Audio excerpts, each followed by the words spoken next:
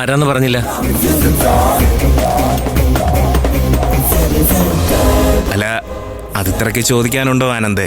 എത്രയോ കാലമായിട്ട് കമ്പനിയുടെ പ്രൊജക്ട് മാനേജറായിട്ട് വർക്ക് ചെയ്യുന്ന ആളാ ഞാൻ. അതുകൊണ്ട് ആൻറ്റിക്കൊരു പകരക്കാരനെ പുറത്തുനിന്ന് കണ്ടെത്തേണ്ട ആവശ്യമുണ്ടോ?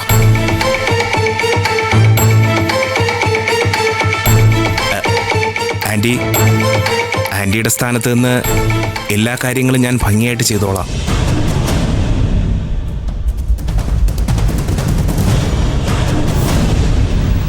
എനിക്ക് പകരം വരുന്നത് വിജയല്ല.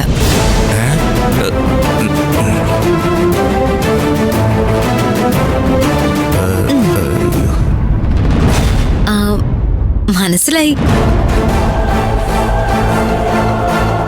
കമ്പനി കാര്യങ്ങളൊക്കെ ശ്രദ്ധിക്കണമെന്ന് കുറച്ചു മുൻപ് മമ്മി എന്നോട് പറഞ്ഞിരുന്നു. പക്ഷെ അത് ഇത്ര പെട്ടെന്ന് മമ്മി പ്രാക്ടിക്കൽ ആക്കുമെന്ന് ഞാൻ കരുതിയില്ല. മമ്മി കാര്യങ്ങൾ പറഞ്ഞു തന്നാ മതി, ഞാൻ പെട്ടെന്ന് പഠിച്ചോളാം. നീയല്ല.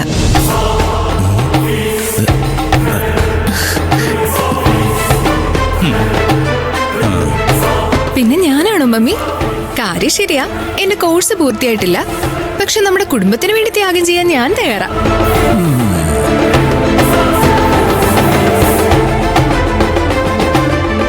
നാളെ മുതൽ കമ്പനി പോണെങ്കിലേ ഞാൻ പോവാം.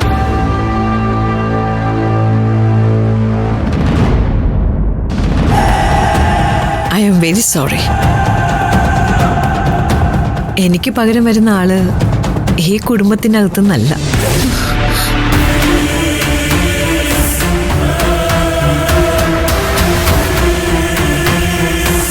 കുടുംബത്തിനകത്ത് നിന്നല്ലാതെ പിന്നെ? രാജു, എന്താ മേഡം? എന്റെ മുറിയിൽ ഒരാളിരിപ്പുണ്ട്, പോയി വിളിച്ചിട്ട് വരും. ശരി മേഡം.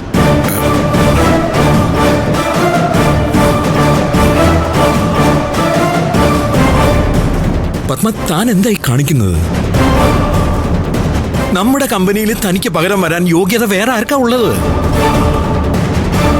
ഇപ്പൊ കാണാലോ. നിങ്ങളൊന്ന് വെയിറ്റ് ചെയ്യ്.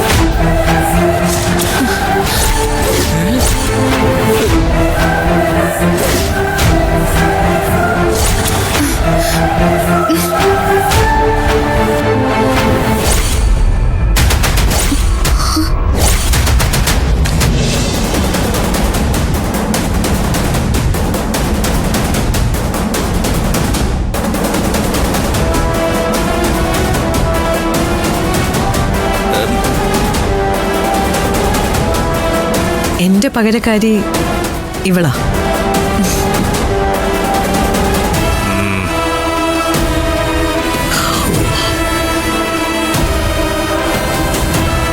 മുൻ മന്ത്രി വിശ്വനാഥന്റെ മകൾ മിത്ര.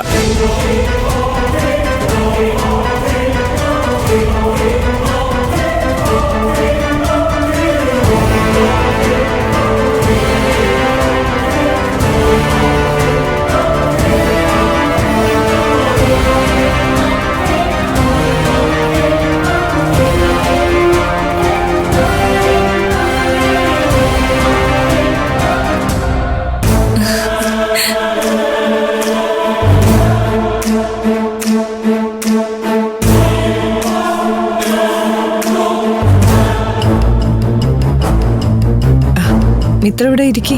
ആ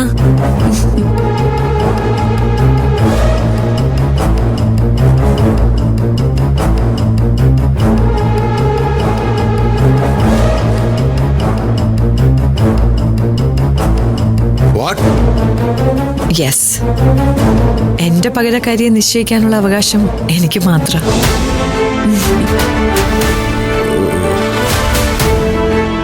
സോ അക്കാര്യത്തിൽ ഞാനൊരു തീരുമാനം എടുത്താൽ അത് ചോദ്യം ചെയ്യാൻ ആർക്കും അവകാശമില്ല.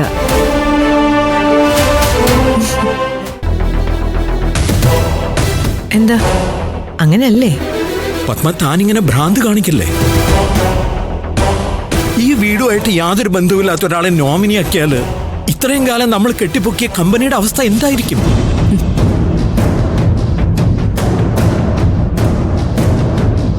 കമ്പനിയെ കുറിച്ച് ഓർത്തൊന്നും നിങ്ങൾ ടെൻഷൻ ആവണ്ട.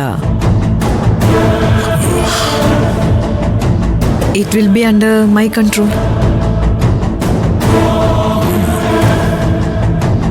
പിന്നെ എനിക്ക് പകരക്കാരിയായിട്ട് വന്നത് അടുക്കളയിൽ പാത്രം തേച്ച് കഴിവുന്ന ഒരുത്തിയല്ല.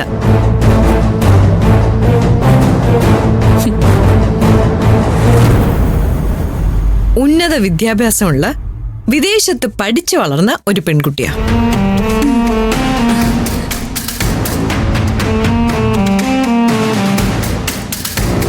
എന്റെ നോമിനിയെ കുറിച്ച് എനിക്ക് അഭിമാനമുണ്ട്.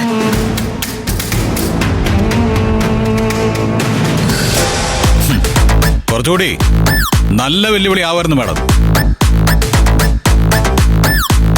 This is very cheap.